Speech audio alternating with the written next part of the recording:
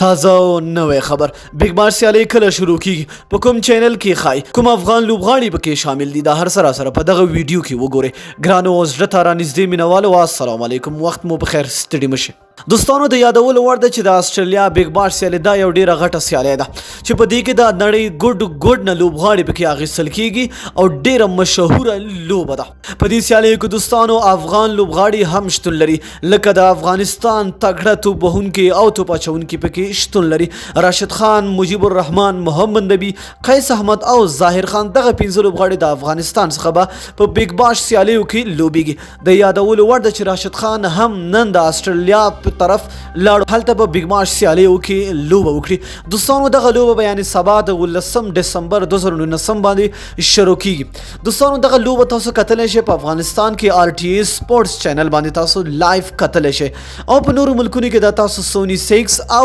سکای سپورت باندې تاسو کتلی شئ او د دې نه علاوه تاسو دا کتلی شئ په فیسبوک کې لایو هم باندې د چینل دي په هغه کې تاسو هم دغه لایو کتلی شئ نو دوستانو که تاسو هم د افغانانو مینوال یاست او غواړئ چې د بیگ باس سیالیو کې وګورئ دغه چینل در سره سبسکرایب کړئ او د خپلو دوستانو سره دغه ویډیو شیر کړئ تر بیا او بلې ویډیو د الله په امان